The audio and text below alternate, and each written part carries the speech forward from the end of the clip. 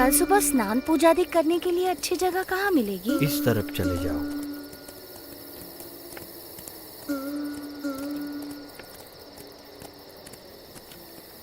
गंगे च यमुने चैव गोदावरी सरस्वती स्नानं करोमि ते जलैः अन्नं चतुर्विधं स्वादु भोज्यं समर्पयामि।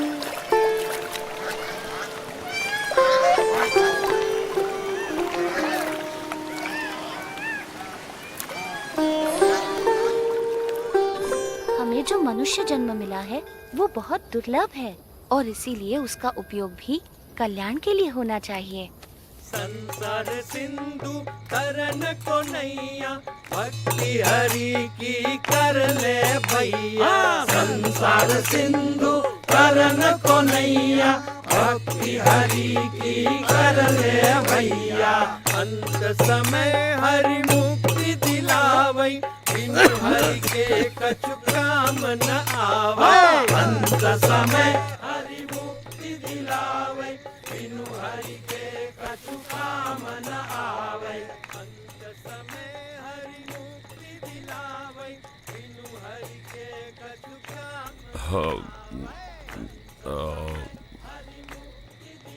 भाई वो अपना मजा ले रहे हैं और हम हमारा। उस नशे के सामने ये नशा तो कुछ भी नहीं है। पर इसमें बुरा भी क्या है, मजा आता है। इस व्यसन से अधोगति है और उस व्यसन से उन्नति। पसंद भी आपकी है और निर्णय भी।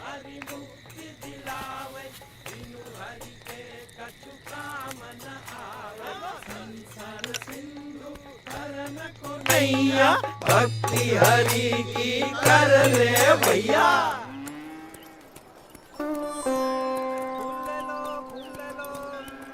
आओ भगवान को चढ़ाने फूल ले लो। आप यहाँ पहली बार आए हैं? हाँ। तो मेरे साथ चलिए, मैं आपको गुप्त काशी के मंदिरों के दर्शन करवाता हूँ। चलो। ये गुप्त काशी का मणिकर्णिक कुंड है। यहाँ एक गौमुख से गंगा जी का पानी आता है और दूसरे गौमुख से यमुना जी का। अच्छा, गंगा यमुना का संगम है यहाँ।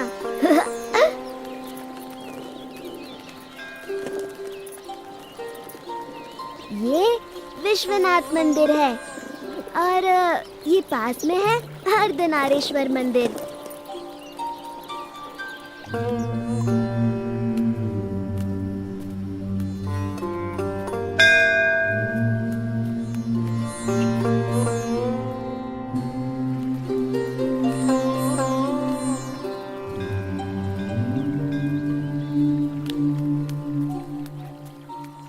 अब आप कहाँ जाओगे? गुप्त प्रयाग और त्रियुगी नारायण से होते हुए गौरी कुंड और वहाँ से केदारनाथ। इतना दूर?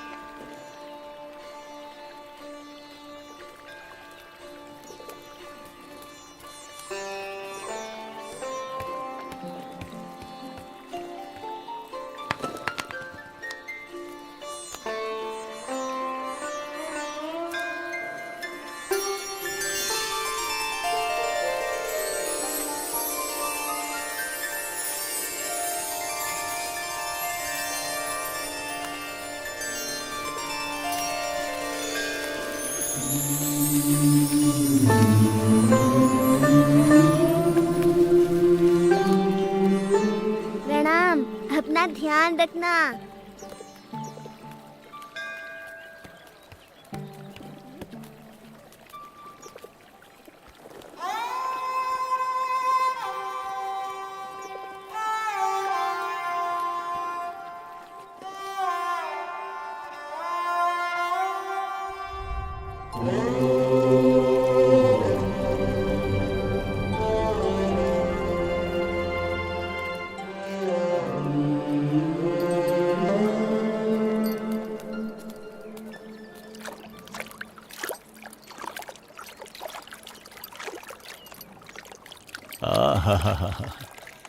ये गौरी कुंड भी ऊपर वाले का चमत्कार है। चारों तरफ केदारनाथ की ठंड और उसके बीच में इस गौरी कुंड का गरम गर्मीला पानी। बस जी भर के नहाओ, ठंड की कोई फिक्र नहीं। सही कहते हो तुम।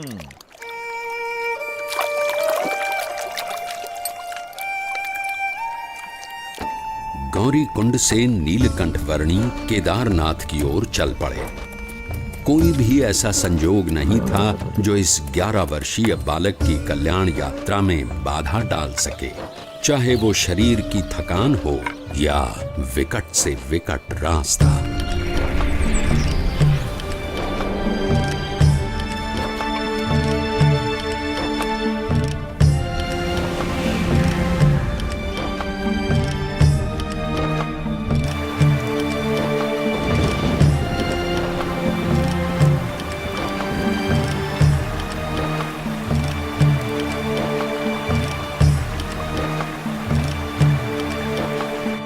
भवाटवी में साधु की संगत हरिपद प्राप्त करावे।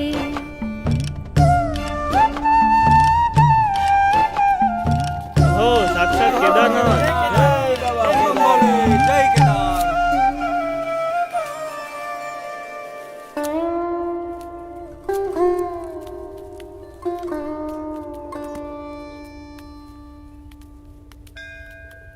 ये कहाँ खोया हुआ है? अरे किस दुनिया में हो भाई? साक्षात नारायण की दुनिया में। हाँ? क्या? कहाँ? मुझे इन वर्णी में साक्षात नारायण भगवान के दर्शन हो रहे हैं। तुम भी दर्शन कर लो। साक्षात भगवान नारायण। ओह प्रभु, साक्षात नारायण। धन्यवाद धन्यवाद। प्रणाम प्रभु। प्रभु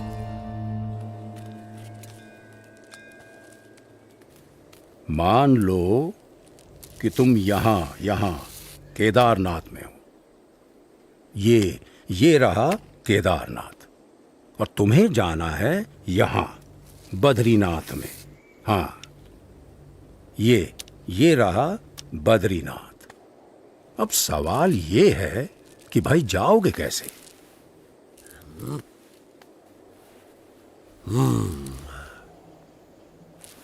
तो तुमको जाना पड़ेगा पहले ज्योतिर्मठ, ये यहां पर, और फिर यहां से ऊपर ये हाँ, यहां तुम पहुंचोगे बद्रीनाथ।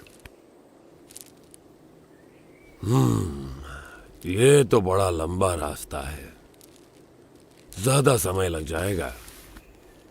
यही एक भला चंगा रास्ता है जो तुम्हें सही सलामत पहुंचा सके। और कहीं इधर उधर भटकने गए तो हमेशा के लिए भटक जाओगे। किसी जंगली जानवर का शिकार हो जाओगे या भटकते भटकते ही मौत के मुंह में जा गिरोगे।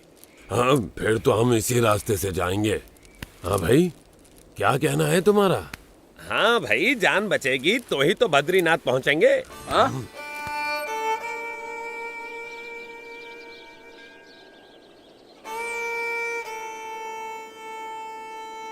थोड़ी देर ज्यादा लगेगी पर जिंदा तो पहुंचेंगे। हाँ, सही समझे। हाँ भाई, सुरक्षित रास्ते से ही चलेंगे।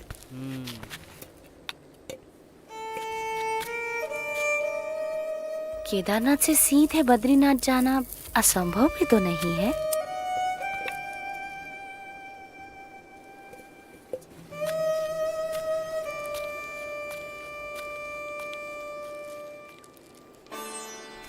केदारनाथ से सीधे बद्रीनाथ, एक ऐसा मार्ग जिससे गुजरने के बारे में कोई सामान्य मानवी तो सोच भी नहीं सकता था, जहां मानो मनुष्य जीवन का अस्तित्व ही नहीं था।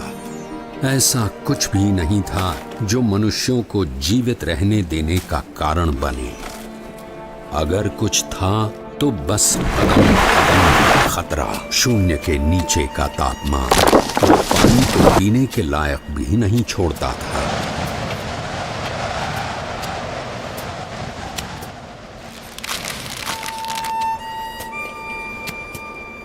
मीलों तक फैली हुई बर्फ जैसे विपत्तियों का महासागर और हर क्षण मृत्यु का आह्वान।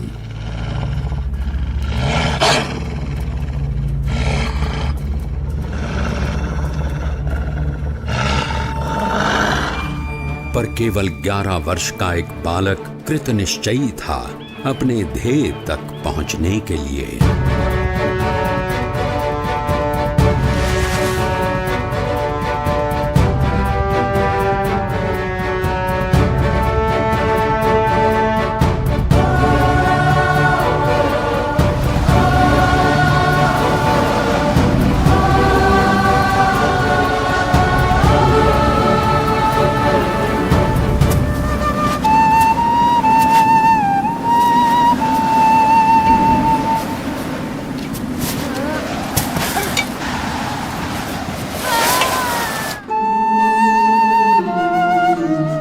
परमात्मनि यो रक्तो विरक्तो अपरमात्मनि।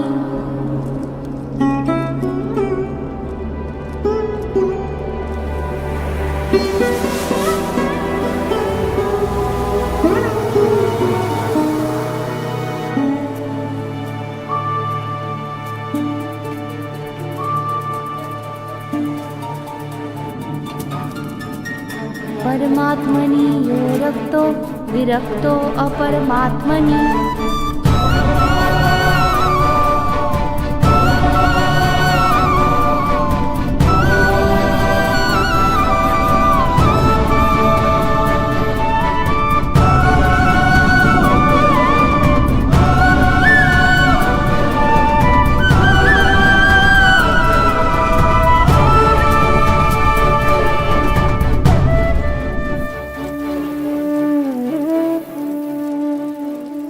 इस ठंड में हम लोग यहाँ कंबल ओढ़कर भी ठीक से सो नहीं पा रहे हैं, और वो बच्चा नंगे पांव खुले शरीर केदारनाथ से सीधे बद्रीनाथ के विकट रास्ते पर अकेला चल पड़ा है।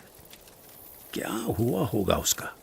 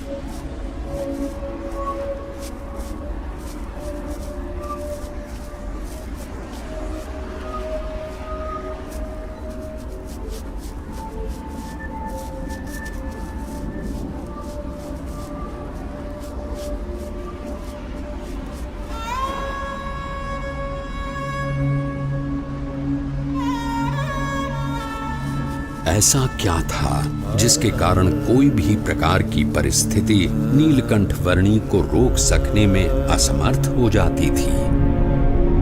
कभी हिम प्रपात तो कभी भयानक बारिश, अनजान और निर्जन रास्तों में जंगली जानवरों से आकस्मिक भेंट, अनजान रास्तों को समझकर पहाड़ियों और खाइयों के बीच में से भी रास्ता कर लेने की चुनौती, और आराम करने के लिए धरती का बिछौना और आकाश की चद्दर। नीलकंठ वर्णी की दृष्टि में ऐसा कुछ भी नहीं था जो इस मनुष्य शरीर से नहीं हो सकता था। देह भाव से पर और मनोभाव से पर नीलकंठ वर्णी की आध्यात्मिक स्थिति ही ऐसी थी जो किसी भी परिस्थिति से ऊपर उठकर उनकी कल्याण यात्रा को आगे बढ़ाए रखती थी।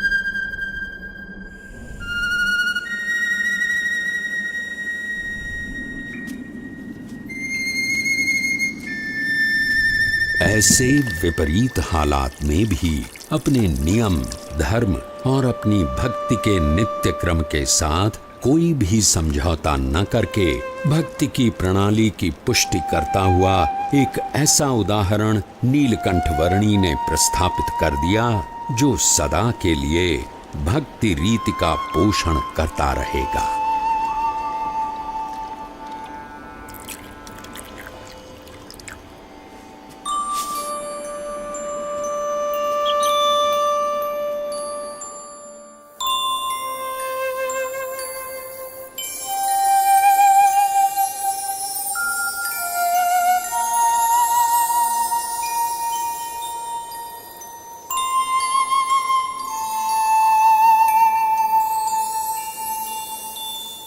आज के समय में भी कई लोग साथ मिलकर बहुत सारी सुविधाओं के साथ जिसे पार करने के लिए हिचकिचाते हैं, वैसा केदारनाथ से सीधे बद्रीनाथ जाने का लगभग 75 किलोमीटर का मार्ग नीलकंठ वर्णी ने नंगे पांव, खुले शरीर, अकेले केवल 9 दिनों में पार कर लिया।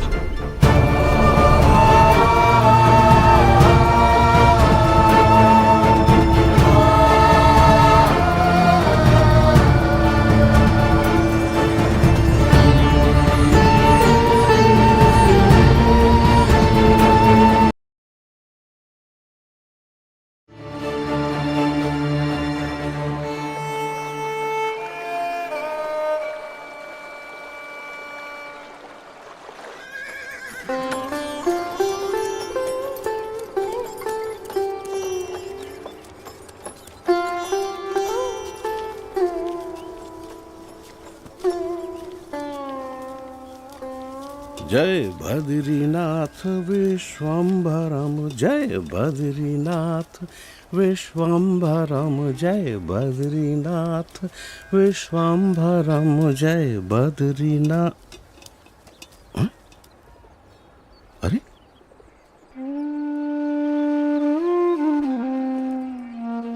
इस चरण छाप में ऊर्ध्व रेखा के साथ सारे 16 चरण चिन्ह।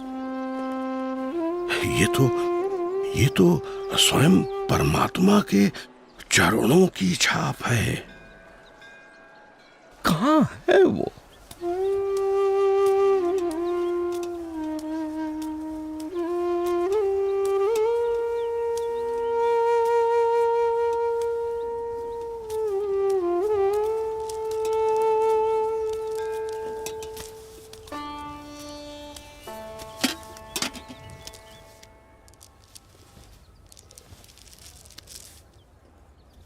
प्रणाम। मनुष्य के रूप में आपका दर्शन पाकर आज मेरे आनंद की कोई सीमा नहीं है प्रभु। मेरा रोम रोम हर्षित है प्रभु। कहीं सुना है और शास्त्रों में पढ़ा भी है कि भगवान जब मनुष्य रूप धारण करते हैं तब उन्हें पहचानने का सौभाग्य बहुत भाग्यशाली को ही मिलता है। आज मेरे जन्मों जन्म के भाग्य खुल गए कि आपके प्रत्यक्ष दर्शन हो गए। आपने क्या नाम ग्रहण किया है प्रभु? मेरा नाम है नीलकंठ। नीलकंठ। आप कहां से आए हैं प्रभु? अनेर देश से। ऐसी तो कोई जगह का नाम मुझे याद नहीं। प्रभु मेरी समझ में आए उस तरह से बताइए। कहां से यात्रा आरंभ की, किन किन तीर्थ स्थानों को अपनी उपस्थिति से पावन किया, कहां ठहरे? मैंने आषाढ़ मास में अयोध्या से सरयू पार की और अमरापुर आया। हिंडोला के दिन नारद वन में बिताए और पवित्र एकादशी हरिद्वार में की। तपोवन में जन्माष्टमी का उत्सव मनाया। लक्ष्मण झूला के पास लक्ष्मण मंदिर में उपवीत परिवर्तन किया। गणेश चतुर्थी श्रीनगर में, ऋषि पंचमी उद्धव वन में और जल झलनी एकादशी एवं वामन द्वादशी गुप्त काशी में की। त्रियुगी नारायण में पूर्णिमा करके श्राद्ध पक्ष मैंने गुप्त प्रयाग और केदारनाथ में बिताया और नवरात्रि के आरंभ में केदारनाथ से चलकर पहाड़ों को पार करके आज नवरात्रि के 9वें दिन यहाँ बद्रीनाथ आया हूँ। और आपका भाव है, इसीलिए दीपोत्सव और अन्नकूट उत्सव यही आपके साथ मनाऊंगा। अवश्य प्रभु।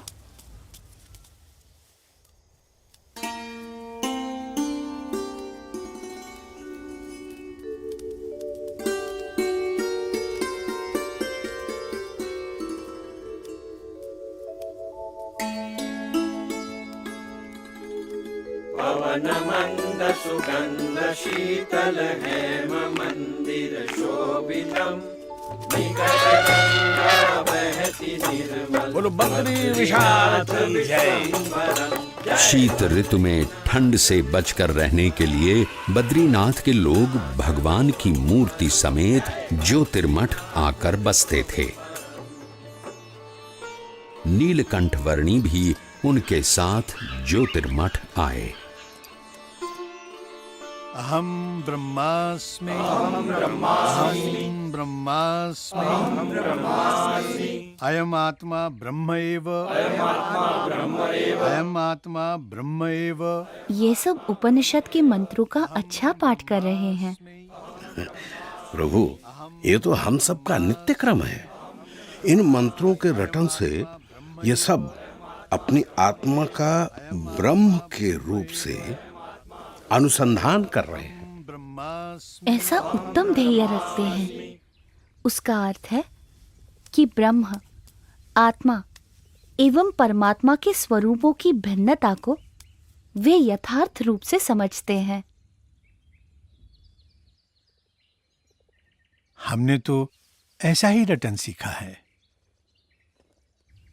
अहम ब्रह्मास्मि अहम ब्रह्मास्मि।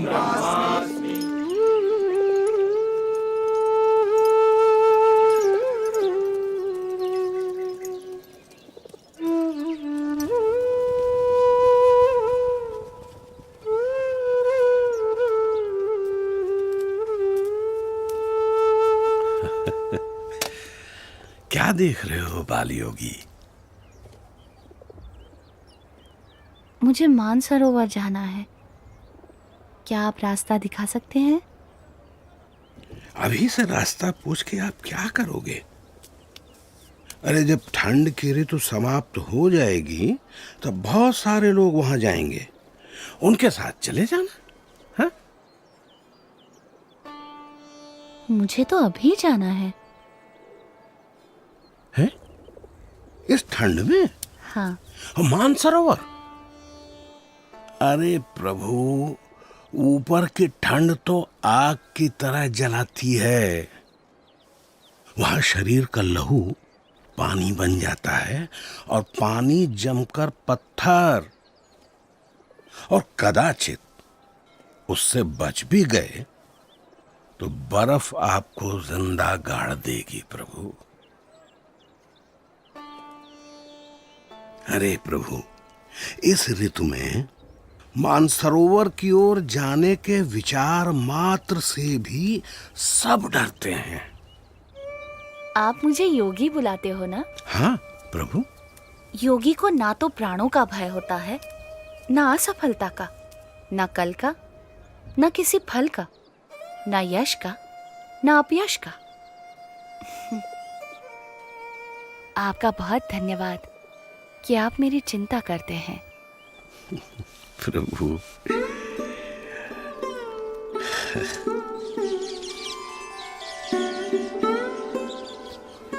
ऊपर की ठंड से बचने के लिए कंबल पर्याप्त तो नहीं है, फिर भी स्वीकार कीजिए।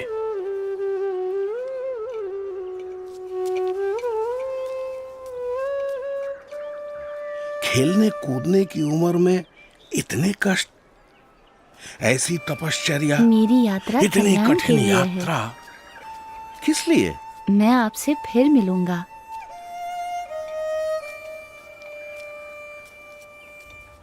आपके दर्शन की प्रतीक्षा रहेगी प्रभु।